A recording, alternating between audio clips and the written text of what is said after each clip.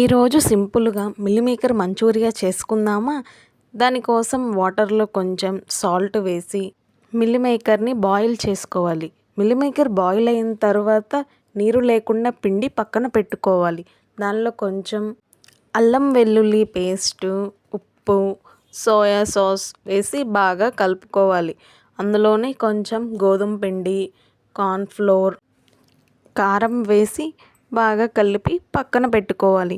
ఇప్పుడు స్టవ్ మీద ప్యాన్ పెట్టుకొని ఆయిల్ వేసి ఆయిల్ వేడెక్కాక కలిపి పెట్టుకున్న మంచూరియా ఒక్కొక్కటిగా వేసుకోవాలి. గోల్డెన్ బ్రౌన్ కలర్ వచ్చే వరకు ఫ్రై చేసుకోవాలి.